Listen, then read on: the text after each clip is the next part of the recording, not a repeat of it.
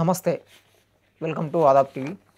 ఇంతకుముందు మనం స్క్రీన్ మీద మనము ఈ కాంగ్రెస్ ప్రభుత్వం వచ్చిన తర్వాత 2,00,000 ఉద్యోగాలు భర్తీ చేస్తా అని చెప్పేసి ఏదైతే హామీ ఇచ్చిందో దాంట్లో భాగంగానే కాంగ్రెస్ ప్రభుత్వం 60,000 ఉద్యోగాలు ఇచ్చినాం మేము. ఇంతవరకు దేశ చరిత్రలోనే ఏ ప్రభుత్వం ఇవ్వలే అని చెప్పేసి ముఖ్యమంత్రి రేవంత్ రెడ్డి గారు పబ్లిక్ మీటింగ్లో చెప్పుకుంటూ వస్తాను. అదంతా మనము ఒక ఆర్డర్ వైజ్గా వాళ్ళ ప్రభుత్వం ఉన్నప్పుడు నోటిఫికేషన్ స్టార్ట్ చేసినప్పటి నుంచి ఏ ఇయర్లో ఏ మంత్లో ఏ శాఖలో ఎన్ని శాతము ఎన్ని గణాంకాలు లెక్కలతో సహా మనం వివరించడం జరిగింది. ఈ ఇంటర్వ్యూలో మనము హామీలు ఇంకా నిరుద్యోగులకు ఇచ్చిన హామీలు, అదేవిధంగా ఈ జీవోల వల్ల వచ్చే రిక్రూట్మెంట్లో జీవోల వల్ల వచ్చే ప్రాబ్లమ్స్, అదేవిధంగా రిక్రూట్మెంట్ అయిన తర్వాత ఈ ట్రాన్స్ఫర్లకు సంబంధించి జీవోలు తీసుకొచ్చి విద్యార్థులను మానసికంగా ఇబ్బంది పెట్టడం, అటు వాళ్లకు సామాజికంగా మానసిక వేదనకు గురైతూ వాళ్ళు బాధపడుతూ ఉన్నారు. అదేవిధంగా సమస్యలు, రిక్రూట్మెంట్లో ఉన్న సమస్యలు, ఎందుకు ఖాళీ నింపలేకపోతూ ఉన్నారు, అదేవిధంగా ప్రధానమైన డిమాండ్స్, వీటన్నిటి మీద మాట్లాడదాం. మనతో పాటు ఉపేందర్ ఉన్నాడు, ఆస్పిరెంట్. అదేవిధంగా తను కూడా చాలా ప్రిపేర్ అయ్యి టీచర్ ఉద్యోగాలకు ట్రై చేసి ఇప్పుడు నిరుద్యోగులు ఏ విధంగా ప్రభుత్వం మోసం చేస్తుందని చెప్పేసి ప్రభుత్వానికి ఒక డిమాండ్ చేస్తూ ఈ విధంగా మోసం చేస్తుంది, విద్యార్థులు ఈ విధంగా మోసపోతున్నారని చెప్పేసి మనతో పాటు ఎక్స్ప్లెయిన్ చేయడానికి డీటెయిల్డ్గా లెక్కలతో సహా ఇన్ని వేకెన్సీస్ ఉన్నాయని చెప్పేసి, ఇన్ని ప్రధానమైన సమస్యలు ఉన్నాయి, విద్యార్థులు మానసిక క్షోభకు గురవుతున్నారని చెప్పేసి డిస్కస్ చేయడానికి మనతో పాటు స్టూడియోలో ఉన్నారు. నమస్తే ఉపేందర్. నమస్తే అన్న. చెప్పండి అన్న, ఇప్పుడు హామీలు నిరుద్యోగులకు ఇంకా ఎన్ని హామీలు ఇచ్చింది, అసలు ఈ హామీలను అసలు ప్రభుత్వానికి గుర్తున్నాయా? ప్రభుత్వానికి గుర్తున్నాయి, ప్రజలకు గుర్తున్నాయి, కానీ ఆచరణలో ఏం లేదు. సో హామీలు కనుక మనం ఈ కాంగ్రెస్ పార్టీ అధికారంలోకి రాకముందు గమనించినట్లయితే ప్రధానమైనటువంటి హామీ ఏంటంటే, వచ్చిన మొదటి సంవత్సరంలోనే అధికారంలోకి కాంగ్రెస్ పార్టీ వచ్చిన మొదటి సంవత్సరంలోనే జాబ్ క్యాలెండర్ పెట్టి నోటిఫికేషన్లు ఇచ్చి 2,00,000 ఉద్యోగాలు భర్తీ చేస్తామన్నది ప్రధానమైనటువంటి హామీ అభయహస్తంలో.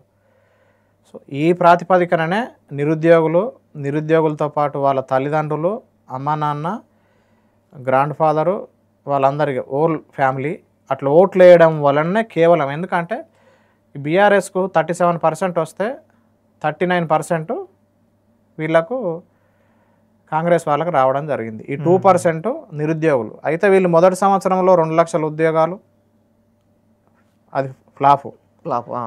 వాళ్ళు వేసింది 10,000 ఉద్యోగాలే. వెళ్ళాక మనం ఆల్రెడీ గణాంకాలతో సహా నిరుద్యోగ భృతి లేదు, మహిళలకు స్కూటీ అన్నారు లేదు, మహాలక్ష్మి కింద 2,500 ఇస్తున్నారు లేదు, ఫ్రీ కోచింగ్ అన్నారు లేదు, ఫ్రీ మెటీరియల్ అన్నారు లేదు, దాని తర్వాత సెంట్రల్ లైబ్రరీలలో బ్రేక్ఫాస్ట్, లంచ్, డిన్నర్ అన్నారు, అది కూడా లేదు. సో ఇవన్నీ కూడా బడ్జెట్ రాజీవ్ యువ వికాసం అని చెప్పి కూడా 2 సంవత్సరాలు అవుతుంది, అది 50,000 ఉన్నది. ఇంకా మరి 4,00,000 ఇచ్చేది ఎప్పుడు? 2,00,000 ఎప్పుడు ఇస్తారు?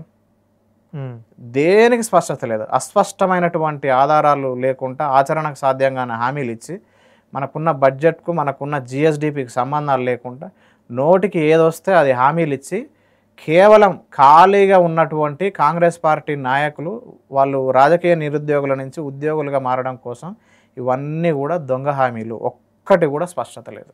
ఇది హామీలకు సంబంధించిన అంశం. నెక్స్ట్ మనం డిస్కస్ చేయాల్సింది సమస్యలు ముఖ్యంగా.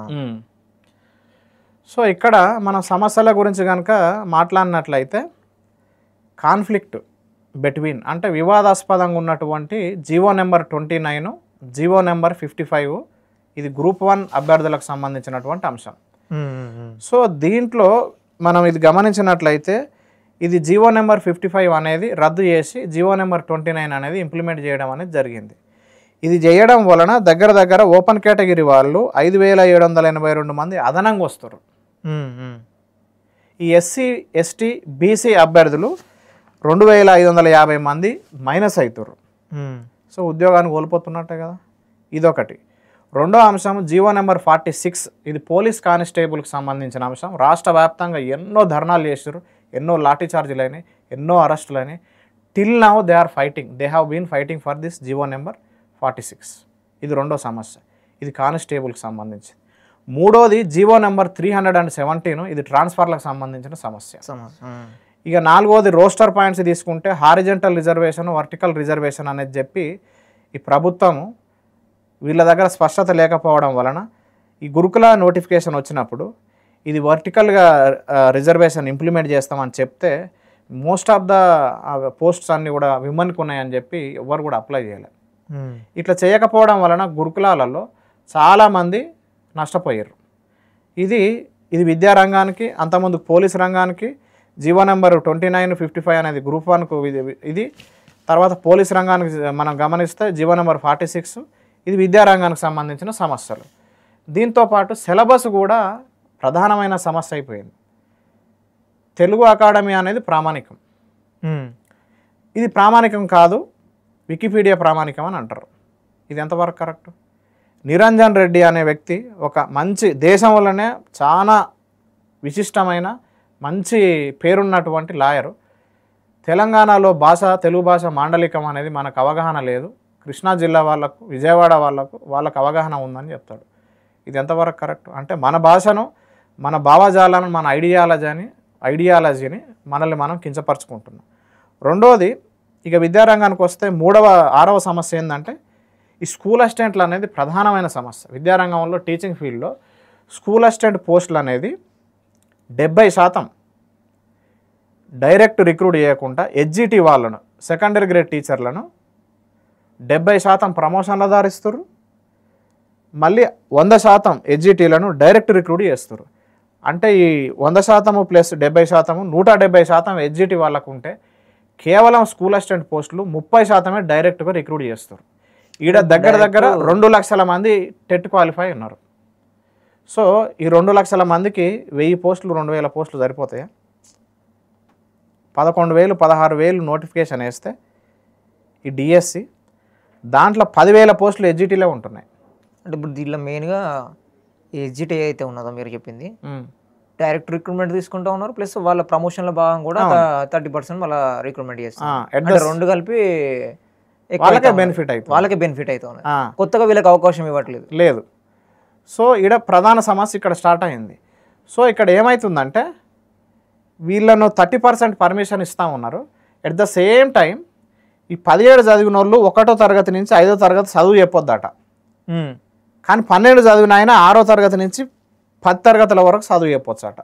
ఈ సెకండరీ టీచర్, ఈ సెకండరీ హెచ్జిటీలు అయితే ఏదన్నా ఈ హెచ్జిటీలు ప్రమోషన్ల ద్వారా 6 నుంచి 10కి చెప్పొచ్చు. 17 చదివిన వ్యక్తి 1వ తరగతి నుంచి అంట 5వ తరగతి చదువు చెప్తానికి అర్హత లేదని అంటారు. ఇది ఏమైనా అర్థం ఉన్నదా? సో ఇది సుప్రీంకోర్టుల కేసు నడుస్తూ ఉంది. ఇది ప్రధానమైన సమస్య. దాని తర్వాత ఈ ఉమెన్ టీచర్, మహిళా టీచర్లు బాలుర కళాశాల విద్యా సంస్థలలో 30% పనిచేస్తారు. కానీ ఈ బాలికల కళాశాలల్లో మెన్ను టీచర్స్ 0%. సో ఈ విధమైనటువంటి డిస్క్రిమినేషన్ అనేది జరుగుతుంది. సో వీళ్ళకి 30% లాసే కదా, ఇదొక సమస్య. దాని తర్వాత private, part time, outsourcing and guest ఫ్యాకల్టీగా చేస్తున్నటువంటి ఎవరైతే నిరుద్యోగ మిత్రులు ఉన్నారో వీళ్ళందరికీ 4 నెలల వరకు కంటిన్యూస్గా శాలరీస్ అనేవి ఇవ్వట్లేదు. అంటే 120 రోజులు ఎట్లా మరి వాళ్ళ జీవనం అనేది ఎట్లా కొనసాగాలి? ఇదొక సమస్య. దాని తర్వాత being a teacher in beside, అంటే ఒక టీచరు టీచింగ్ చేయాలి గురుకులాలలో, ఈ కోడిగుడ్లు ఎన్ని ఉన్నాయో లెక్క పెట్టాలి, పప్పు ఎంత ఉందో లెక్క పెట్టాలి, టమాటాలు ఎన్ని ఉన్నాయో రిజిస్టర్ మేనేజ్ చేయాలి. మళ్ళీ ప్రభుత్వం నీకు నోటీసులు ఇస్తుంది, నువ్వెందుకు డిస్ట్రిక్షన్లో పాస్ చేయించలేదు, ఫస్ట్ క్లాస్ ఎందుకు రాలేదు. ఇప్పుడు ఈ టీచర్ పాఠం చెప్పాలంటే కోడిగుడ్లు లెక్క పెట్టాలంటే పప్పులు ఎన్ని కేజీలు ఉన్నాయి, కూరగాయలు ఎన్ని ఉన్నాయి అని చెప్పి లెక్క పెట్టాలంట. వాళ్ళకేం సంబంధం? అసలు వాళ్ళు టీచర్ అంటే టీచింగ్ చేయాలి, కోడిగుడ్లు లెక్క పెట్టడం అనేది కాదు. అంటే ఇప్పుడు గురుకులాలలో అంటే వర్క్ లోడ్ అవుతుంది. ఈ ప్రిపేర్ కానటువంటి ఉపాధ్యాయుడు ఈ విద్యార్థులకు న్యాయం చేస్తాడా? ఉత్తమమైన పౌరులుగా తీర్చిదిద్దుతాడా? దిద్దలేరు. ఇదొక ప్రధాన సమస్య. అంటే నాన్ టీచింగ్ పోస్టులు భర్తీ చేయాలి, టీచింగ్ పోస్టులు చేయాలనేది ఇదొక సమస్య. ఇప్పుడు అవన్నీ నాన్ టీచింగ్ పోస్టులు వేకెన్సీస్ ఉన్నాయి. ఇప్పుడు మనం మోడల్ స్కూల్లో చూసుకుంటే 2000 పోస్టులు ఉన్నాయి. ఇది ఎప్పుడు కాంగ్రెస్ గవర్నమెంట్ 2000 తెలంగాణ రాకముందుకు వేసింది, ఇప్పటి వరకు నోటిఫికేషన్ లేదు. అప్పటి నుంచి మోడల్ స్కూల్లో. ఇప్పుడు దగ్గర దగ్గర 2000 పోస్టులు పైచిలకు ఉన్నాయి. బ్యాక్లాగ్ గురుకులాలలో దగ్గర దగ్గర 2000 చిల్లర 2475 పోస్టులు ఉన్నాయి బ్యాక్లాగ్ పోస్టులు. అవి భర్తీ చేయాలి. డిఎస్సిలో 15,000 పోస్టులు ఉన్నాయి, అవి భర్తీ చేయాలి. ఇక ఇవి కస్తూరబా దాంట్లో కూడా చాలా పోస్టులు 1000-2000 దాకా ఉన్నాయి. మోడల్ స్కూళ్ళు ఉన్నాయి, గురుకులాలలో ఉన్నాయి. 243 జూనియర్ కాలేజ్ ఎంటైర్ 33 జిల్లాలల్లో దగ్గర దగ్గర దాంట్లో ఒక 700 పోస్టులు ఉన్నాయి. ఇవి వీళ్ళు డైరెక్ట్ రిక్రూట్ చేయకుండా అవుట్సోర్సింగ్, గెస్ట్ ఫ్యాకల్టీలు వీళ్ళు అయితే 30,000 కదా. ఇప్పుడు అదే డైరెక్ట్ రిక్రూట్ చేస్తే ₹1,00,000. ఈ 1,00,000తో ముగ్గురును పెట్టచ్చు. మరి నాణ్యమైన విద్య వస్తుందా విద్యార్థులకు? రాదు. ఇది ఒక సమస్య. ఈ నాన్ టీచింగ్ సపరేట్ అయ్యాలనేది ఒక డిమాండ్. టీచింగ్ ఫీల్డ్లో టీచింగ్ బాధ్యతలు అప్పచెప్పడం అనేది ఒక డిమాండ్, అదొకటి. రెండోది క్వాలిటీ ఎడ్యుకేషన్. మనకు 51 రిక్వైర్మెంట్స్ అనేది ఇప్పుడు ఎన్సీఆర్టీ కానీ ఎన్సిటిఈ కానీ కొన్ని యూజీసీ నామ్స్ ప్రకారం ఒక విద్యా సంస్థలో 51 ఇన్ఫ్రాస్ట్రక్చర్ మౌలిక వసతులు ఉండాలి. 20 అంటే మౌలిక వసతులు అంటే దానికి సంబంధించిన ఫిజిక్స్ ల్యాబ్ ఉండాలి, కెమిస్ట్రీ ల్యాబ్ ఉండాలి, కంప్యూటర్ ల్యాబ్ ఉండాలి, టీచర్లు ఉండాలి, గ్రౌండ్ ఉండాలి, ఇవన్నీ ఉండాలి. ఎక్కడ కూడా ప్రైవేట్ స్కూళ్ళల్లో గ్రౌండ్ లేదు. మళ్ళీ ఒలింపిక్స్లో గోల్డ్ మెడల్ కొట్టాలంటే మనకి 10-15 ఉంటాయా? ఏంటండి బ్రాహ్మణికం ఇప్పుడు ఏదైతే ఫెసిలిటీస్ అన్నారో 51 ప్రామాణికాలు ఈ స్టాండర్డ్స్ ఉన్న మౌలిక వసతులు ఉన్నటువంటి స్కూల్స్ 33 జిల్లాలలో 10 కూడా లేవు. ఇది 10 మళ్ళీ రాష్ట్ర వ్యాప్తంగా ఉన్నాయంటే అందులో కూడా ఉండవు. ఇప్పుడు టీచర్ ఉండనుకో అక్కడ సంబంధించిన ల్యాబ్ ఉండదు. పీటీ సార్ ఉన్నానుకో రిక్వైర్మెంట్స్ బాల్లు నెట్లు ఇవి ఉండవు. ఇవి ఉన్నాయనుకో సార్ ఉండడు. ల్యాబులు ఉన్నాయనుకో కంప్యూటర్లు ఉంటాయి, సార్ ఉండడు. సార్ ఉన్నాడు అనుకో కంప్యూటర్ టీచర్ ఉన్నానుకో కంప్యూటర్ ల్యాబులు ఉండవు. ఎప్పుడు విద్య వచ్చేది అప్పుడు క్వాలిటీ ఎడ్యుకేషన్. ఇవన్నీ ప్రభుత్వం గమనించాలి. పోలీస్ వర్క్లోడ్ కూడా 20,000 పోస్టులు till now men power need ఉంది. ఈ పోలీసు వాళ్ళు చాలా 8 గంటలు 12 గంటలు చేస్తే వాళ్ళకు ఫ్యామిలీలు ఉన్నాయి కదా, మరి వాళ్ళందరూ నలిగిపోతారు కదా. ఒక వ్యక్తితోని అదనపు గంటలు 12 గంటలు 14 గంటలు చేయించడం వలన ఇలా కుటుంబం నష్టపోతుంది. మరి 20,000 చేసుకుంటే వీళ్ళు మంచిగా 8 గంటలు చేసుకుంటే ప్రశాంతంగా ఉద్యోగం చేసుకుంటారు, ఫ్యామిలీకి కూడా స్పెండ్ చేస్తారుగా. అప్పుడు డబ్బు సంపాదించి ఏం ఉపయోగం? 12 గంటలు నువ్వు ఉద్యోగం చేసుకుంటే. ఇదొక సమస్య. దాని తర్వాత ఆర్టీసీలో కూడా మనం గమనిస్తూ ఉంటాం, డ్రైవరే టికెట్లు ఇస్తుంటాడు, డ్రైవరే బస్సు నడుపుతుంటాడు. కండక్టర్లను రిక్రూట్ చేయాలి, కండక్టర్ పోస్టులు వేయాలి. దాంట్లో ఒక దగ్గర 7,000 పోస్టులు ఉన్నాయి, అవి వేయరు. పేపర్లో మాత్రం త్వరలో ఆర్టీసీ ఉద్యోగాలని 1 సంవత్సరం నుంచి వేస్తారు. త్వరలో అంగన్వాడీలో ఉద్యోగాలు అంటారు.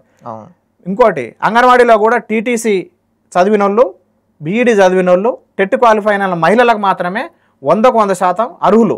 ఎందుకంటే వాళ్ళకి న్యూట్రిషన్ ఏంది, ఒక ప్రెగ్నెంట్ ఉమెన్ ఉంటే వాళ్ళకి ఐరన్ ఎంత, కాల్షియం ఎంత వృధా అవుతుంది, మనం ఏ ఎగ్ ఇస్తే ఏమవుతుంది, పప్పు దినుసుల నుంచి ఎంత వస్తుంది, మాంసకృత్తుల నుంచి ఎన్ని క్యాలరీస్, ఏ విటమిన్ లోపం వల్ల బేబీ మాల్న్యూట్రిషన్గా పుడుతుంది, వాళ్ళ సైకాలజీ అంటే ఏందని చెప్పి వీళ్ళు చదివిన నిరుద్యోగులు చాలామంది దగ్గర 3 లక్షల మంది స్టేట్ మొత్తం వల్ల కూడా క్వాలిఫై అయిన వాళ్ళు. వీళ్ళని ఇస్తే అంగన్వాడీ వాళ్ళకు ఇది చేయడం వలన చాలా లబ్ధి పొందుతారు. వీళ్ళల్లో విద్యార్థులలో కూడా ఇప్పుడు పిల్లల్లో కూడా ఎక్కువ లాభం జరుగుతుంది. ఎవరైతే ప్రెగ్నెంట్ బాలింతలు వీళ్ళందరూ ఉన్నారు కదా, వాళ్ళకి ఎక్కువ హెల్ప్ చేసే అంత అవగాహన అనేది ఉంటుంది. ఎందుకంటే వీళ్ళు సైకాలజీ చదివారు. అవునవును. పిల్లలను ఎట్లా చూసుకోవాలి, బాలింతలు ఎట్లా చూసుకోవాలి, ఏ వయసులో వాళ్ళకు విటమిన్ డైట్ అనేది ఎట్లుంటుంది అని తెలుస్తుంది. నార్మల్ ఇంటర్ డిగ్రీ వాళ్ళకి తెలియదు కదా, ఎన్ని క్యాలరీస్, ఎన్ని గ్రాములు, ఏ విటమిన్ వస్తుంది, ఈ విటమిన్ లేకపోవడం వల్ల బేబీ అనేది హార్ట్ వీక్తో పుడతారు, కిడ్నీ ప్రాబ్లంతో పుడతారని మనం వింటూ ఉంటాం డాక్టర్లు. సో ఐరన్, మెగ్నీషియం, కాల్షియం ఇవన్నీ కూడా వీళ్ళకి అవగాహన ఉంటుంది. సో టెట్ బీఈడీ అభ్యర్థులు, టీటీసీ బీఈడీ అభ్యర్థులు, టెట్ క్వాలిఫై అయిన అభ్యర్థులు మాత్రమే టీటీసీకి అర్హత పెట్టాలి కంపల్సరిగా.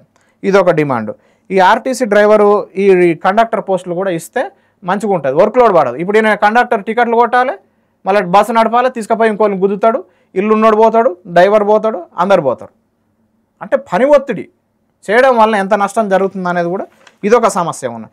దాని తర్వాత గ్రూప్ 3, గ్రూప్ 4లో కూడా మెన్ పవర్ ఇంకా 10,000 పోస్టులు ఉన్నాయి, అది కూడా వర్క్ లోడ్ అవుతా ఉన్నది. ఇంకొకటి ఏంటంటే రిలీజ్ చేస్తున్నప్పుడు నోటిఫికేషన్ తెలుగులు ఇస్తారు. ఈ తెలుగులు ఇచ్చినాక ఎగ్జామ్ మాత్రం ఇంగ్లీష్లో పెడతారు. ఇటు తెలుగు మీడియంలో మంచిగా ప్రిపేర్ అవుతాడు, క్వశ్చన్ పేపర్ చూస్తే మొత్తం 150 బిట్లు ఇంగ్లీష్లో పెడతారు. వాడు ఎట్లా ఆన్సర్ చేస్తాడు? మన దగ్గర సబ్జెక్ట్ ఉంది కానీ లాంగ్వేజ్ ప్రాబ్లం అవుతుంది. అంటే ఇప్పుడు నోటిఫికేషన్ ఇచ్చేటప్పుడేమో తెలుగులో ఇస్తారు, ఎగ్జామ్ పెట్టేటప్పుడేమో ఇంగ్లీష్లో పెడతారు. అట్లా ఎగ్జాంపుల్ చూసుకుంటే మన art teacher, culture, art craft teacher already ఇప్పుడు అది కోర్టు కేసు నడుస్తూ ఉన్నది. దాని తర్వాత పేపర్ లీకేజ్లు, ఒక్కొక్క ఎగ్జామ్ 1 సారి 2 సార్లు పెడితే సంవత్సరాలు చదవలేం కన్నా, ఒక 10 ఏళ్ళు చదవలేం కదా. సో అదొక సమస్య ఉంది. ఎగ్జామ్ వీళ్ళే రద్దు చేస్తారు. ఇప్పుడు ఈ సంవత్సరం క్వాలిఫై అయినాడు, వచ్చే సంవత్సరం క్వాలిఫై కాకపోతున్నారు. చాలా ఆర్థిక కుటుంబం పరిస్థితులు ఎట్లుంటాయో ఇదొక సమస్య. దాని తర్వాత ఒక్కొక్కటి ఈ మధ్యన చూస్తూ ఉన్నాం, 15 లక్షలకు ఎడ్జిటి పోస్టు, టీచర్ పోస్టులు అమ్ముతా ఉన్నాం. ఇదొక సమస్య. స్పోర్ట్స్ కోటాలో ఎంపికైన అభ్యర్థులకు కాకుండా వేరే వ్యక్తులకు ఎంపిక కావడం, ఒకే బిల్డింగ్లో 18 మంది గ్రూప్ అని రావడం, మినిస్టర్ల పిల్లలకు వాళ్ళ మేనమామలకు మేనత్తలకు వాళ్ళకి సంబంధించిన మినిస్టర్ల పిల్లలకు చదువు రాకపోయినా అశోక్ నగర్లో ఉండి చదువుతోని 10 ఏళ్ళకి వెళ్ళి రాలేదు కానీ న్యూజిలాండ్లోనికి గ్రూప్ అని వచ్చింది. ఇవన్నీ అవకతవకలకు అద్దం పడతా ఉన్నాయి. అస్పష్టమైన ప్రభుత్వ నిర్ణయాల వలన పిల్లలు భయాందోళనకు గురై ఈ ఆస్పిరెంట్స్ ఆత్మహత్యలు మనం చూస్తూ ఉన్నాం. ప్రవల్లికి ఏ విధంగా చచ్చిపోయిందని. గతంలో విజన్ ఐఏఎస్లో ఒక అమ్మాయి పార్ట్ టైం జాబ్ చేసుకుంటూ ఒకసారి ధర్నాకు వస్తే అమ్మాయి సూసైడ్ చేసుకొని బయటికి పోయి ఎక్కడ పోయిందో ఇబ్బంది పెట్టే పరిస్థితి మనం జరుగుతూ ఉన్నది. సో ఇటువంటి కార్యక్రమాలను వీళ్ళేం తీవ్రవాదులు కాదు, నక్సలైట్లు కాదు. సో ఇది దాని తర్వాత రీసెంట్గా నిన్నగాక మొన్న ప్రత్యుష అనే అమ్మాయి, హన్మకొండ జిల్లాకు చెందిన అమ్మాయి, తను చనిపోవడం అనేది జరిగింది, సూసైడ్ చేసుకోవడం. అరెస్టులు, ఈ పిటి కేసులు, ఎఫ్ఐఆర్లు ఫైల్ చేయడం, ఈ లాఠీ చార్జులు చేయడం, ముందస్తు వీళ్ళేదో తీవ్రవాదులు అయినట్టు, వీళ్ళేదో ఐక్యరాజ్య సమితి వీళ్ళను ఏదో వారంట్ ఇచ్చి అరే వీళ్ళంతా అనుమానితులు అని చెప్పినట్టు. నిన్న ఆస్మా అనే అమ్మాయిని మనం చూస్తూ ఉన్నాం, ఆమెకు తల్లిదండ్రులు లేరు, వాళ్ళ ఇంటికి పోయి ఆ విధంగా తీసుకొస్తారు. పెళ్లి విషయంలో నన్ను ఎంత చెడుకుంటుంది, ఎంత వాళ్ళ అగౌరవపరిచినట్టే కదా. ఈ విధమైనటువంటి అనవసరమైనటువంటి ముందస్తు చర్యలు, ఇరుగు పొరుగు వాళ్ళతో అవమానాలు, ఇవన్నీ కూడా ప్రభుత్వ నిర్ణయాల వలన ఇవన్నీ సమస్యలే. At the same time institute of criminal politics, ఇట్లా క్రిమినల్ దేశంలో 67% మంది క్రిమినల్స్ ఉన్నారని చెప్పి నేషనల్ క్రైమ్ రికార్డ్ బ్యూరోనే అఫీషియల్గా పెట్టింది. 67% ఉన్నటువంటి క్రిమినల్స్ ఈరోజు పోయి చట్టసభలలో పోయి మన సెక్రటరియట్ జరుగుతూ ఉన్నప్పుడు ఒక వ్యక్తి స్టీఫెన్సన్ అనే వ్యక్తి మిట్ట మధ్యాహ్నం 5 కోట్ల రూపాయలతో డీల్ అయ్యి అతను ఈరోజు ఎంత అత్యున్నతమైన స్థాయిలో ఉండో తెలుసు. క్రిమినల్ కేసులు చూసుకుంటూ వీళ్ళేమో స్వేచ్ఛగా ప్రజాస్వామ్యం వల్ల వీళ్ళు పోయి ఏమో వాళ్ళ స్వేచ్ఛగా మీటింగ్లు కండక్ట్ చేసుకుంటారు. ఇప్పుడు ఎవరైతే ఈ ఆస్పిరెంట్స్ ఉన్నారో వాళ్ళకి అన్యాయం జరుగుతుందని చెప్పి భావప్రకటన స్వేచ్ఛ భారత రాజ్యాంగం వల్ల వీళ్ళకు ఉన్నప్పటికీ, స్వేచ్ఛ ఉన్నప్పటికీ, ప్రాథమిక హక్కు ఉన్నప్పటికీ తెలియజేయలేని పరిస్థితులు ఉన్నారు. సో ఇక్కడ మనం ఎక్కడ పోతున్నాము అనేది అందరు గమనించాలి. పొలిటీషియన్లు వీళ్ళే రౌడీలు, వీళ్ళే క్రిమినల్స్, వీళ్ళందరి మీద కోట్ల అందరి మీద కేసులు ఉన్నాయి అని చెప్పి ఇది నేషనల్ క్రైమ్ రికార్డ్ బ్యూరో వీళ్ళే మోర్ దెన్ 67% ఉన్నారని చెప్తున్నారు. ఇదొక సమస్య. నాన్ లోకల్ పీపుల్ వీళ్ళందరూ ఫేక్ సర్టిఫికెట్లు, ఫేక్ బోనాఫైలు పెట్టుకొని ఈ డిఎస్సి గురుకులాలలో ఉద్యోగాలు కొట్టినామని మనం చాలా పట్టివేత ఫేక్ సర్టిఫికెట్లో దొరికిపోతున్నటువంటి అని చెప్పి మనం గమనిస్తున్నాం. ఇదొక సమస్య ఉంది. దెన్ కమ్మింగ్ సూన్ పేపర్ల ఆర్టీసీలో ఉద్యోగాలు, అంగన్వాడీలో ఉద్యోగాలు, ఫారెస్ట్ బీట్ ఆఫీసర్లో ఉద్యోగాలు, 2 సంవత్సరాల నుంచి త్వరలో ఉద్యోగాలు. త్వరలో అంటే 3 సంవత్సరాల 5 సంవత్సరాల? త్వరలో అంటే 1 రోజు 2 రోజులు 1 వీక్, త్వరలో అంటే 2 సంవత్సరాలు ఉంటుందా? ఇటువంటి ఈ పొలిటీషియన్లు 90% ప్రింట్ మీడియా, ఎలక్ట్రానిక్ మీడియా మొత్తం డబ్బులు పెట్టుకొని వాళ్ళకి నచ్చింది రాయించుకుంటారు, నచ్చింది చెప్పించుకుంటారు. ఇది 100% తప్పు. ఈ అసత్య ప్రకటనను మానుకోవాలి. సో ఆచరణకు సాధ్యంగా హామీలు ఇవ్వద్దు. ఈ 2 లక్షల ఉద్యోగాలు అంటే let it show. We have already discussed that. ఇక్కడ 3 లక్షల ఉద్యోగస్తులు, 4 కోట్ల జనాభాలో ప్రభుత్వ ఉద్యోగాలు ఉంటే మనం 3 నుంచి 3 to 3.5% అనేది రిటైర్మెంట్ శాతం అనేది మనం ఎంప్లాయ్మెంట్లో చూసినాం. సో ఇవి ప్రధానమైనటువంటి సమస్యలు. దాని తర్వాత మనం ఈ సమస్యలను డిస్కస్ చేసిన తర్వాత మనం డిమాండ్స్ గురించి ఇప్పుడు మనం సమస్యలు మాట్లాడినాం. అవును, ఇప్పుడు ఏదైతే రిక్రూట్మెంట్ కూడా చేసేటివి ఉన్నాయి, ఇప్పుడు మొత్తం ఓవరాల్గా ఏ శాఖలో ఎన్ని వేకెన్సీస్ ఉన్నాయి మనకి? మనం శాఖల వారిగా చూసుకుంటే for example ministry of home affairs ఉంది, హోమ్ ఉన్నది, అంటే పోలీస్ డిపార్ట్మెంట్కి సంబంధించినది ఉన్నది. సో పోలీస్ డిపార్ట్మెంట్ తీసుకుంటే దగ్గర 20,000 పోస్టులు ఉన్నాయి. మినిస్ట్రీ ఆఫ్ ఎడ్యుకేషన్ ఉన్నది. ఎడ్యుకేషన్లో కూడా మనం కేజీబీలో కేంద్రీయ కస్తూరాబా స్కూల్లో ఒక దగ్గర 2-3 వేల పోస్టులు ఉన్నాయి. మోడల్ స్కూల్లో 2,000 పోస్టులు ఉన్నాయి. గురుకులాలలో ఒక 10-15 వేల పోస్టులు ఉన్నాయి. డిఎస్సిలో 10-10 వేల పోస్టులు ఉన్నాయి. సో ఇవన్నీ కూడా మెజారిటీగా 25 నుంచి 30 వేల పోస్టులు ఉన్నాయి. మరి భర్తీ చేయడానికి ఏమన్నా పిల్లకు? పోలీసులో 20,000 ఉన్నాయి. ఏమి ఇబ్బంది అవుతుంది? ఇప్పుడు గ్రూప్ 4 పోస్టులలో కూడా దగ్గర ఒక 10,000 పోస్టులు ఉన్నాయి. మెన్ పవరు 2తో 3తో చేయించేది ఒకరితోనే చేపిస్తారు. వాని బీపీ షుగర్ వచ్చి వానికి 50 ఏళ్ళు రాకముందుకే ఇటు చచ్చిపోతాడు. ఇవన్నీ పని ఒత్తిడి కారణంగా చేస్తారు. జీపీఓలు దగ్గర 10,000-15,000 ఉంటే ఆఖరికి దాన్ని 6,000కి తెచ్చారు. మరి 6,000 అని వేస్తారంటే 6,000 కూడా లేవు. నిరుద్యోగులు ఎంతమంది? అఫీషియల్గా మనం చేసుకున్నదే రిజిస్ట్రేషన్ 30 లక్షల మంది టీజీపీఎస్సీ బోర్డులో 30 లక్షల మంది రిజిస్ట్రేషన్ చేసుకోరు. ఇక కానిస్టేబుల్ డిఎస్సి చేసుకోని వాళ్ళు అంతా కలిపితే 40 లక్షల నిరుద్యోగులు. 40 లక్షలకు 6,000 సరిపోతాయా? 40 లక్షలకు ఇవ్వాలని వాడు అడగట్లేదు. ఉన్న పోస్టులు భర్తీ చేయాలిగా, అది లేదు. దాని తర్వాత హెల్త్ సెక్టార్లో అదేవిధంగా ఫారెస్ట్ బీట్ ఆఫీసర్ కూడా దగ్గర 8,000 పోస్టులు ఉన్నాయి. ఇవన్నీ కూడా మనం గమనించినట్లయితే ఎక్కడ కూడా పొందుపరిచినటువంటి అంశాలు ఎక్కడ కూడా కనిపించడం లేదు. ఇది మినిస్ట్రీ ఆఫ్ ఎడ్యుకేషన్లో ప్రొఫెసర్లు కానీ, డిఎల్ కానీ, జేఎల్ కానీ, పీజీటీ కానీ, టీజీటీ కానీ, స్కూల్ అసిస్టెంట్ కానీ, లోకల్ లాంగ్వేజ్ పండిట్లు కానీ, పీఈటీలు కానీ, పీడీలు కానీ ఇవన్నీ వేకెన్సీస్ ఉన్నాయి. మినిస్ట్రీ ఆఫ్ హోమ్లో ఎస్ఐలు, ఆర్ఎస్ఐలు, సివిల్ కానిస్టేబుల్, ఏఆర్ కానిస్టేబుల్, ఈ స్పెషల్ పార్టీ వాళ్ళు, టీఎస్ఎస్పీ వాళ్ళు, ఎస్పీఎఫ్లు ఇవన్నీ కూడా వీళ్ళ పరిధిలో ఉన్నాయి. దాని తర్వాత మినిస్ట్రీ ఆఫ్ హెల్త్ తీసుకుంటే ప్రొఫెసర్స్ ఉన్నారు, సర్జన్స్ ఉన్నారు, నర్సులు వీళ్ళందరూ కూడా గురుకులాలలో, గాంధీ హాస్పిటల్లో, ఉస్మానియా హాస్పిటల్లో ఉన్నారు. WHO ప్రకారం 1000 మందికి ఒక డాక్టర్ ఉండాలి, 8,000 మందికి ఒక డాక్టర్ ఉన్నాడు, 450 మందికి ఒక నర్సు ఉండాలి. ఇక్కడ మనం తీసుకుంటే 900 మందికి ఒక నర్సు ఉన్నారు. నాణ్యమైన ఎక్కడైతే సర్వీస్ క్వాలిటీ సర్వీస్ అనేది ఎందుకు చేస్తారు? 40 మందికి ఒక టీచర్ ఉండాలి, 140 మందికి ఒక టీచర్ ఉన్నాడు. అంతమందిని ఏ విధంగా ఏకాగ్రత చేయగలుగుతాడు? ఇవన్నీ వేకన్సీస్ ఉన్నాయి. ప్రభుత్వ నిర్ణయాల వల్ల ఇవన్నీ హైకోర్టు జాబులు, జ్యుడిషియరీ సిస్టంలో కూడా ఎన్నో కేసులు. ఈరోజు ఏదైనా కేసు అయ్యి ఎవరినైనా మర్డర్ చేస్తే వాళ్ళకు ఉరిశిక్ష చేయాలంటే ఒక 20 ఏళ్ళకి వేస్తాడు. ఆ 20 ఏళ్ళలో పీడే చచ్చిపోతుండేది రోగం వచ్చి. అప్పుడు ఎందుకు? ఇవన్నీ కూడా మినిస్ట్రీ ఆఫ్ రూరల్ డెవలప్మెంట్లో కూడా ఉన్నాయి. గ్రూప్ 1లో పోస్టులు ఉన్నాయి, గ్రూప్ 2లో ఉన్నాయి, గ్రూప్ 3లో ఉన్నాయి, గ్రూప్ 4లో ఉన్నాయి. ఈ 3 సెక్టార్లలో కలిసి దగ్గర 15,000 దాకా 10,000 వరకు ఈ పోస్టులు అనేది భర్తీ చేయాలనేది ఇదొక అంశం. సో ఫైనల్గా సమరీ ఏంటంటే మనం ఇక్కడ బాగా మెజారిటీగా చెప్పాల్సింది ఏంటంటే ప్రధానమైన డిమాండ్లు. సో ఈ డిమాండ్స్ విషయానికి వస్తే మనం ఇక్కడ సవరించాల్సిన అంశాలు ఏంటి, ప్రభుత్వం తీసుకోవాల్సిన ఎక్కడెక్కడ సవరించాలనో ఇవన్నీ కూడా సవరించుకోవాలి. ఇప్పుడు ఇంటిగ్రేటెడ్ స్కూల్స్ అని చెప్పారు. ఈ మెట్రో పైన ఓన్లీ అడ్వర్టైజ్మెంట్లు చేశారు. ఈ రేవంత్ సార్ పోతాడు, కొబ్బరికాయ కొడతాడు, అగరబత్తీలు ముట్టిస్తాడు, పేపర్లు వేస్తారు, టీవీలో నైటు వార్తలలో చెప్తారు, పేపర్లలో అన్ని పేపర్లలో చేస్తారు. ఆ బిల్డింగ్ అయ్యేది ఎప్పుడు? వీళ్ళు 1000 కోట్లు 2,000 కోట్లు అని చెప్పి ఫిల్ చేసుకుంటారు, దాన్ని అలకేట్ చేసుకుంటారు.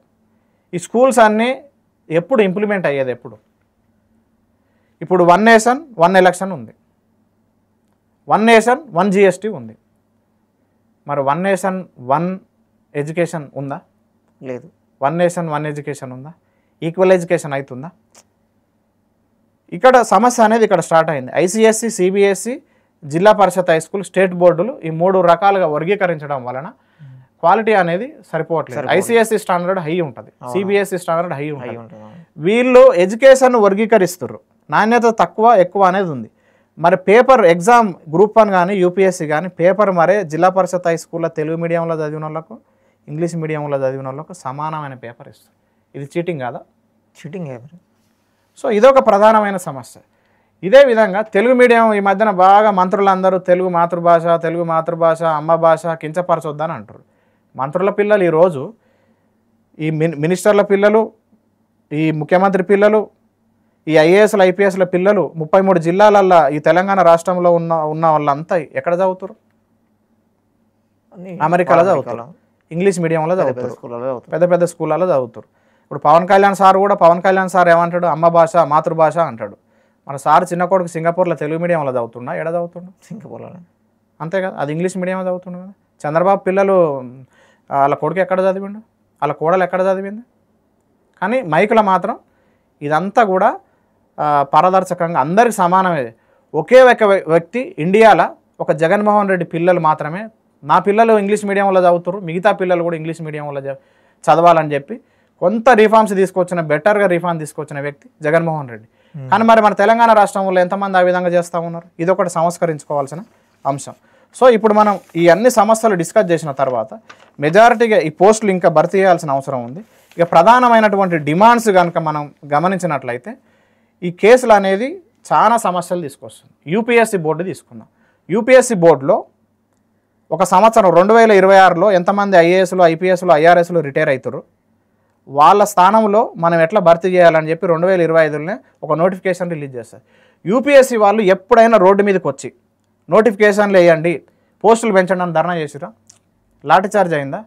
కేసులు అయినాయా? ఎప్పుడైనా పేపర్ లీక్ అయింది ఇట్లా అని చెప్పి కేసులు అయినాయా?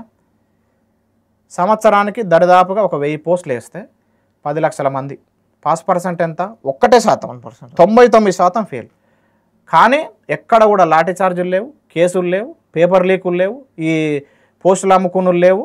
ఇవన్నీ జిల్లా క్వశ్చన్ పేపర్ తీసుకొని లీకులు వేసుకొని కార్లు వేసుకొని ఒక జిల్లా నుంచి ఒక జిల్లాకు పోయి పత్తి చేనులనో ఏం బత్తాయి చేనులనో ఎక్కడ కూడా ఈ పేపర్లు అమ్ముకునే కార్యక్రమాలు ఎక్కడ లేవు. ఈ ట్రాన్స్పరెన్సీ జరగాలి. అయితే ప్రతి సంవత్సరం కూడా నీట్గా ప్రతి సంవత్సరం 1000 నుంచి 900 నుంచి 1000 పోస్టులు వేస్తారు. కానీ అదే మనం గమనించినట్లయితే 14 సంవత్సరాల గ్రూప్ 1 పోస్ట్ వేసారు, 13 సంవత్సరాలకు డిగ్రీ కాలేజ్ లెక్చరర్ పోస్టులు వేసారు, 12 సంవత్సరాలకు జూనియర్ కాలేజ్ లెక్చరర్ పోస్టులు వేసారు. మరి 10 సంవత్సరాలు వీళ్ళు చదివింది పీజీ పిహెచ్డీలు చేసి వీళ్ళు ఎందుకు? ఈ 10 సంవత్సరాలకు ఈ కొరత ఏర్పడడం వలన డిఎల్ జేఎల్ పిల్లలకు లాసే కదా, లాసే. మరి వాళ్ళ వ్యక్తిగతంగా కూడా లాస్ అయ్యేవాళ్ళు. ఇది ప్రధాన సమస్య. సో ఈ కేసులను వాదించడానికి కూడా ఏ విధంగానైతే కృష్ణా జలాలకు సపరేట్ వాటర్ రిసోర్సెస్కు సంబంధించిన ట్రిబ్యునల్ ఎట్లుందో, నేషనల్ కంపెనీ అపిలేట్ ట్రిబ్యునల్ అని ఒక మనీ లాండరింగ్ సంబంధించినటువంటి నాన్ పర్ఫార్మింగ్ అసెట్స్ ఎన్పిఏకి ఎట్లా ఉన్నదో separate tribunal education, employment, high court, సుప్రీంకోర్టులు కాకుండా సపరేట్ ట్రిబ్యునల్ అనేది ఉండాలనేది ప్రధాన డిమాండ్. ఈ ఎంప్లాయ్మెంట్ యాక్ట్ కూడా ఉండాలి. అంటే 6 నెలల ముందే యూపీఎస్సీ ఏ విధంగానైతే మనకు పోస్టులు డిస్ప్లే చేస్తున్నదో 1000 పోస్టులు ఉన్నాయి అప్లై చేసుకుంటే వాళ్ళు చేసుకోవచ్చు, ప్రణాళిక ఉంది. అదేవిధంగా ప్రతి శాఖలో ministry of health, ministry of education, ministry of home, ministry of agriculture, ministry of ఇట్లా ప్రతి దాంట్లో కూడా మినిస్ట్రీ ఆఫ్ ఫినాన్స్ ఈ విధంగా చెప్పడం వలన ఒక 100 పోస్టులు వేసారు, నా వల్ల అవుతుంది కాదు. 500 పోస్టులు వేసారు, 500 పోస్టులలో అయితే నాకు జాబ్ వస్తుంది. 1000 పోస్టులు వేసారు థర్డ్ కేటగిరీ, 10,000 పోస్టులు వేసారు ఫోర్త్ కేటగిరీ. చదువుతారు, లేకుంటే లేదు. అప్పుడు కేసులు లేవు, ధర్నాలు లేవు, నాకు పోస్టులు పెంచండి అని లేవు. ఒక చట్టబద్ధత, ఒక డిస్ప్లే చేయండి, ఇన్ని పోస్టులు ఉన్నాయని ముందే చెప్పండి. అది ప్రధానమైన 6 నెలల ముందే, 1 ఇయర్ ముందే చెప్పాలి. ఇదొక లోకల్ గవర్నమెంట్ ఏదైతే మనం డిస్కస్ చేసిన 10,000 పోస్టులు సంవత్సరానికి 10,000 ఏదైతే రిటైర్మెంట్ అవుతుందో ఆ 10,000 వివిధ శాఖలలో 10,000 పోస్టును 2026లో 10,000 పోస్టులు మనకు భర్తీ చేయాలి కదా, 2025లోనే డిస్ప్లే చేయండి జాబ్ క్యాలెండర్లో with notification. Not only job calendar ఊడికేసి ఇది అని చెప్పి ఆల్రెడీ 2 సార్లు బకరాలు చేసిర్రు. ఆ కార్యక్రమాలు జరగొద్దు. ఎంప్లాయ్మెంట్ కమిషన్ దాని మీద పరిపూర్ణమైన అవగాహన ఉండి దానికంటూ మనం ఒక ఫిర్యాదు చేయడానికి, అక్కడ ఉన్న సంస్కరణలు చేయడానికి కూడా ఉండాలి. ఇండియాలో కూడా ఏ విధంగా ఐఏఎస్ ఉంది, ఐపీఎస్ ఉందో, ఈ Indian police service, Indian administration service ఉందో, ఇండియన్ ఎడ్యుకేషన్ సర్వీస్ అనేది కూడా తీసుకురావాలి, ఇండియన్ హెల్త్ సర్వీస్ అనేది కూడా తీసుకురావాలి. అప్పుడు ఎక్కువ, ఎందుకంటే ఎక్కడైనా ఒక రాజ్యం వల్ల, ఒక దేశం వల్ల మెజారిటీ ఆఫ్ ద ఎంప్లాయీస్ ఎక్కడ ఉంటారంటే విద్యారంగంలో ఉంటారు, టీచర్లు ఉంటారు, దాని తర్వాత సైనికులు ఉంటారు. కానీ మనకి ఇక్కడ స్పెషల్గా ఇండియన్ ఎడ్యుకేషన్ సర్వీస్ అనేది లేదు, ఇండియన్ హెల్త్ సర్వీస్ అనేది లేదు. ఇది ఒక ప్రతిపాదన, ఇది జిల్లా స్థాయిలో కూడా పెట్టవచ్చు. సో నోటిఫికేషన్ ఇది ఇస్తున్నప్పుడు, రిలీజ్డ్ చేస్తున్నప్పుడు 100% ట్రాన్స్పరెంట్గా ఉండాలి, అకౌంటబిలిటీ, జవాబుదారితనం ఉండాలి. లీకులు అయినప్పుడు ఇదొకటి. Recognize the vacancies particular department, ఏ డిపార్ట్మెంట్లో ministry of home, ministry of education, ministry of health. ఇన్ని పోస్టులు ఉన్నాయంటే చదివేటోళ్ళు చదువుతారు, చేతకానోళ్ళు చదవరు, వచ్చే సంవత్సరం చదువుతారు. ఇదొకటి, ట్రాన్స్పరెంట్గా ఉండాలి. దాని తర్వాత నోటిఫికేషన్ ఏ డిపార్ట్మెంట్లో వేస్తున్నారు, ఏ మినిస్ట్రీలు వేస్తున్నారు, ఎన్ని శాఖలు, ఎన్ని పోస్టులు వేస్తున్నారు అనేది కూడా పర్టికులర్గా మనం మెన్షన్ చేస్తే సందిగ్ధంలో ఎవ్వరు కూడా ప్రిపేర్ అయ్యే వాళ్ళు ప్రిపేర్ అవుతారు, ప్రిపేర్ కాని వాళ్ళు వేరే జాబ్కు ప్రిపేర్ అవుతారు. ఇదొకటి. దాని తర్వాత ఎగ్జామ్ ఫీజు విషయంలో కూడా చాలా సమస్యలు వస్తున్నాయి. యూపీఎస్సీకి ప్రీలిమ్స్కు జనరల్ అభ్యర్థులకు 100 రూపాయలు, టెట్ అభ్యర్థులకు 1000 రూపాయలు. యూపీఎస్సీ దేశంలోనే అత్యున్నతమైనటువంటి ఎగ్జామ్, 100 రూపాయలు పెట్టి ఎగ్జామ్ పెట్టిస్తుండు. మన సార్లు స్టేట్ గవర్నమెంట్లో 1000 రూపాయలు, 1000 రూపాయలు ఒక్కటి ఒక పోస్ట్ అప్లై చేయాలంటే 1000 రూపాయలు. మళ్ళీ అట్లా వేరే కూడా అప్లై చేస్తారు, 750. ఒక్కొక్కరు 2-3 అప్లై చేస్తారు మళ్ళీ వేరే. ఈ విధంగా ఇదంతా డబ్బులు లాక్కోవడమే తప్పితే ఇవ్వడం అంటే రాదు. దీంతో పాటు వేకెన్సీస్ కూడా ఇక్కడ మనకు బ్యాక్లాగ్ పోస్టులు మిగిలిపోతున్నాయి. ఇప్పుడు డిసెండింగ్ ఆర్డర్లో నింపాలి, అంటే పైనుంచి assistant professor, DL, JL, PGT, TGT, దాని తర్వాత లాంగ్వేజ్ పండిట్, పీఈడి, పీఈటీ ఇట్లా నింపాలి. మన వాళ్ళు ఏం చేస్తారంటే ఫస్ట్ మధ్యలోకి వెళ్ళి నింపుతారు. ఈ అసెండింగ్ ఆర్డర్ నింపడం వలన ఒక జాబే, ఒక వ్యక్తే 3-4 జాబులు కొట్టడం వల్ల పైన జాబ్ అత్యున్నతమైనది ప్రొఫెసర్ జాబ్కు, డిఎల్ జాబ్కు, జేఎల్ జాబ్కు పోతే, హిందీ వదిలిపెడితే ఈసారే 3 జాబులు కొట్టే కింద ఉన్నోనికి ఇంత బువ్వ మిస్ అయినట్టే కదా, అంతే. ఆ లైఫ్ పోయినట్టే కదా. ఇదొకటి. దాని తర్వాత ఎగ్జామ్ కండక్టెడ్, వీళ్ళు నోటిఫికేషన్ ఇచ్చినప్పుడు లాంగ్వేజ్ తెలుగు అంటాడు, ఎగ్జామ్ మెన్షన్ చేస్తారు ఇంగ్లీష్ అంటాడు. ఇదొక సమస్య. ప్రీలిమ్స్ పెడుతున్నప్పుడు ఫైనల్ కీలో మనం అథెంటిక్గా పెట్టాలి. 150 క్వశ్చన్లు ఇస్తే 20-30 క్వశ్చన్లు పెట్టే. ఇప్పుడు మీరు ఉన్నారు సార్, ఫర్ ఎగ్జాంపుల్ ఇప్పుడు ఒక 30 క్వశ్చన్లు మీరు కరెక్ట్ ఆన్సర్లు పెట్టారు, నేను రాంగ్ ఆన్సర్లు పెట్టిన, నీకు 90 మార్కులు రావాలి, నాకు 90 వచ్చినాయి, నీకు 60 మార్కులు, కట్ ఆఫ్ 90 మార్కులు ఫర్ ఎగ్జాంపుల్. ఇప్పుడు అక్యురస్గా నువ్వు కరెక్ట్ ఆన్సర్లు పెట్టిన 60 క్వశ్చన్లు పెట్టడం వలన మీరు ఎంపిక చేసిన ఏదైతే రైట్ ఆన్సర్ పెట్టిరో 30 క్వశ్చన్లు మనం తగ్గేయడం వలన మనకి ఇబ్బంది కదా, నీకు ఉద్యోగం అయినట్టే కదా.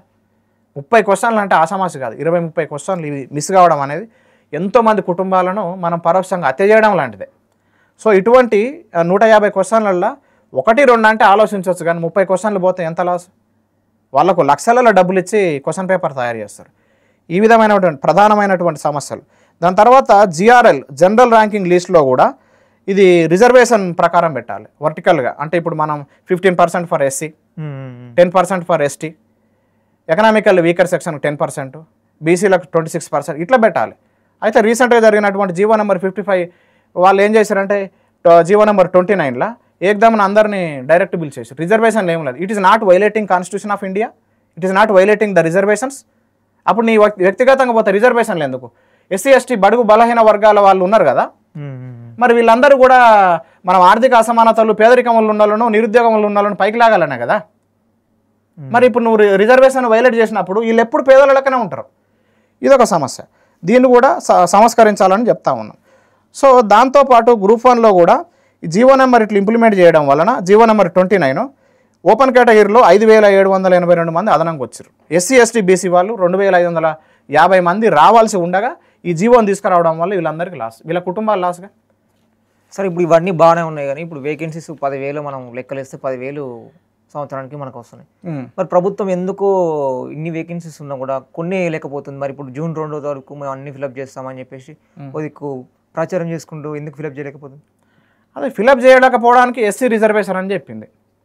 మనం గౌరవిద్దాం, ప్రభుత్వ నిర్ణయాలను గౌరవిద్దాం, విధేయతతో ఉందాం. మరి ఎస్సీ రిజర్వేషన్ అయిపోయింది కదా. వచ్చిన మొదటి సంవత్సరంలో 12 నెలల్లోనే మనము 2 లక్షల పోస్టులు భర్తీ చేద్దామన్నారు. మరి ఎందుకు చేయలేదు? ఇప్పుడు ఎస్సీ రిజర్వేషన్ కూడా సమస్య లేదు కదా. అదొకటి. వాళ్ళంతా కావాలని జాప్యం చేస్తారు అనేది ఇక్కడ కీలక అంశం. దాని తర్వాత ప్రీలిమ్స్ మెయిన్స్కు 2 యూపీఎస్సీ ఎగ్జామ్కు ఒకటే ఉంటుంది, ప్రీలిమ్స్ మెయిన్స్ ఒకటే హాల్ టికెట్ నెంబర్ ఉంటుంది. కానీ గ్రూప్ 1లో ప్రీలిమ్స్ ఒకటి నెంబరు హాల్ టికెట్ నెంబరు, మెయిన్స్కి ఒకటి హాల్ టికెట్ నెంబరు. వీడు ప్రీలిమ్స్ ఎవరు క్వాలిఫై అయ్యిందో తెలియదు. న్యూజిలాండ్లో ఉన్నోడు వచ్చి వీడు ఉద్యోగం కొడతాడు. అశోక్ నగర్లో 10 ఏళ్ళకి వెళ్ళి చదివితే ఉద్యోగం రాదు, న్యూజిలాండ్లో ఉన్నోనికి ఉద్యోగం వస్తుంది. మినిస్టర్ల పిల్లలకు, మేనత్త పిల్లలకు, మేనమామ పిల్లలకు, వీళ్ళకి సంబంధించిన రిలేటివ్స్కు ఏ విధంగా వస్తుంది? మరి అవకతవకలు జరగకపోతే ఒకే బిల్డింగ్లో 20 మందికి ఏ విధంగా వస్తుంది? డివై చంద్రచూడ్ గారు is not a ordinary person, chief justice of India former. ఇతను ఏం చెప్పిండు? తప్పులు జరుగుతూ ఉన్నాయి. ఇప్పుడు ఎగ్జామ్ ముందు రోజు ఇది 1 వీక్లో రిజల్ట్ నేను తీర్పు చెప్పాలంటే చెప్పలేను, కానీ అవకతవకలు అయితే ఉన్నాయి. ఖచ్చితంగా దీని మీద రద్దు కార్యక్రమాలు అనేది 100% ఉండాలని చెప్పారు. అదంతా కూడా చివరిగా ప్రభుత్వానికి ఇప్పుడు ఇవన్నిటిని మనం లెక్కలు తెలిసినాం కదా, గణాంకాల ప్రకారం, పర్సంటేజ్ ప్రకారం, వేకెన్సీస్ ప్రకారం, జీవోల వల్ల వచ్చే సమస్యలు కావచ్చు, విద్యార్థులకి రిక్రూట్మెంట్ అయిన తర్వాత సమస్యలు వచ్చాయి, ఇవన్నీ మాట్లాడినాం. ఇప్పుడు ప్రభుత్వానికి ఏం డిమాండ్ చేస్తా ఉన్నాం? చివరిగా ప్రభుత్వానికి ప్రధాన డిమాండ్ ఏంటంటే యూపీఎస్సీ తరహాలో union public service commission, Kerala public service commission ఏ విధంగానైతే ముందే పోస్టులను ఒక సంవత్సరానికి ముందు మనం 10,000 అని చెప్పినాం. తెలంగాణలో ప్రతి సంవత్సరం 10,000 పోస్టులు అనేది భర్తీ చేయాలి, పదవి విరమణ పొందుతురు అనేది వివిధ శాఖలల్లో 10,000 పోస్టులు ఏ శాఖల, ఒక్కొక్క శాఖలో ఎంత నెంబరు, దానికి నోటిఫికేషన్లు ఇవ్వాలి, వేకెన్సీస్ గుర్తించాలి, నోటిఫికేషన్ ఇవ్వాలి. దాంతోపాటు ఎగ్జామ్ పారదర్శకంగా 1-2 సార్లు క్యాన్సిల్ చేయకుండా పారదర్శకంగా పెట్టాలి. ఏ విధమైన కోర్టు కేసులు కానీ, ఏ విధమైనటువంటి రోస్టర్ పాయింట్లలో అవకతవకలు జరగకుండా ఎగ్జామ్స్ పెడితే వాళ్ళు యూపీఎస్సీ తరహాలో యూపీఎస్సీ మోడల్లో పెడితే ఏ విధమైన సమస్యలు అనేది లేవు. అందరూ కూడా ఇక్కడ ప్రజలు విలువై నోటిఫికేషన్ ఏమని డిమాండ్ చేయరు, ఎందుకంటే 10,000 ఉన్నాయి, అందరికీ తెలిసిన విషయం. విలువై రోడ్ల మీదకి రారు, వాళ్ళు లాఠీ చార్జీ అవసరం లేదు, అరెస్టులు అవసరం లేదు. వీళ్ళకు కూడా 10,000కి మించి ఏ విధంగా కూడా 4 కోట్ల మందికి ఉద్యోగం రాదు అని చెప్పి వీళ్ళకి అవగాహన ఉంటుంది, వాళ్ళకు ఇబ్బంది లేదు, విద్యార్థులకు, నిరుద్యోగులకు కూడా, అభ్యర్థులకు కూడా ఇబ్బంది లేదు. సో యూపీఎస్సీ మోడల్లో జరగాలనేది ప్రధాన మా యొక్క డిమాండ్.